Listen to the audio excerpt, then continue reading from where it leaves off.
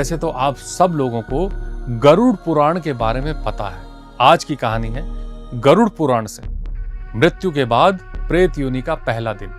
हो सकता है आपकी सुनी हुई भी हो, पर मैं उसको दोबारा से अपने शब्दों में इस चैनल पे थोड़ा डिटेल में बताना चाह रहा हूं। मृत्यु, यह शब्द सुनते ही मन में सन्नाटा उतर आता है। लेकिन क्या कभी आपने सोचा है कि मौत के तुरंत बाद आत्मा के साथ क्या होता है? गरुड़ पुराण, जिसे हिंदू धर्म का मृत्यु ग्रंथ भी कहा जाता है, इस रहस्य से पर्दा उठाता है। कहा जाता है कि जब इंसान प्राण त्यागता है, यानी कि उसकी जब डेथ होती है, उस क्षण आत्मा अपने स्थूल शरीर से निकलकर सूक्ष्म शरीर में बदल जाती है। शरीर तो शमशान में ले जाया जाता है, लेकिन आत्मा वहीं खड़ी देखती रहती है, अपने ही शव को और अपने परिजनों को रोते हुए देखती है, और उन सब रस्मों को जो उसके लिए की जा रही है। गरुड़ पुराण के अनुसार यह समय आत्मा के लिए सबसे कठिन होता है, क्योंकि वह समझ ही नहीं पाती कि उसके साथ हुआ क्या है।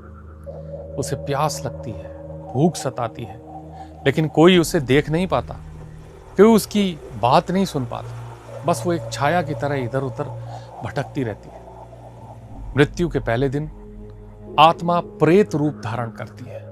यह प्रेत शरीर बेहद हल्का होता है, लेकिन पीड़ा और बेचैनी से भरा हुआ होता है।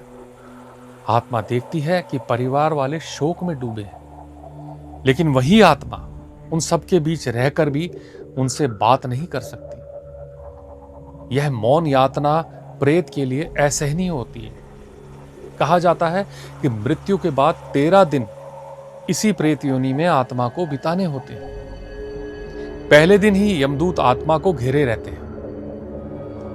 वे उसे बताते हैं कि अब उसका लोक बदल चुका है, लेकिन आत्मा जो अभी भी अपने घर और प्रियजनों से जुड़ी हुई रहती है, यमदूतों के साथ जाने से डरती है। गरुड़ पुराण कहता है कि इस समय आत्मा को सबसे ज्यादा आवश्यकता होती है श्राद्ध कर्म और पिंडदान की, क्योंकि यही कर्म उसके आगे की यात्रा के लिए शक्ति और आहार देते हैं।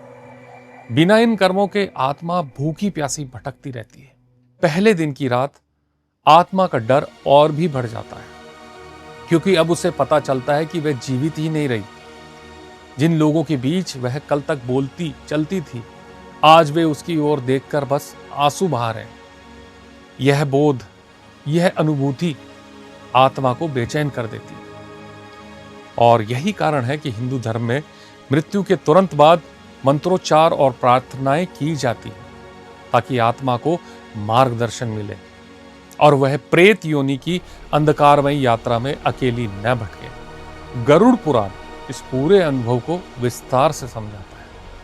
वह कहता है, मृत्यु के पश्चात आत्मा अपने घर के आसपास रहती है, अपने प्रियजनों को पुकारती है, पर कोई उसकी आवाज नहीं सुनता।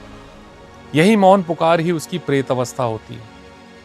तो अगली बार जब भी आप किसी की मृत्यु पर श्राद्ध या पिंडदान होते देखें, तो समझिए यह केवल परंपरा नहीं, बल्कि आत्मा की अगली यात्रा का ईंधन है, फ्यूल।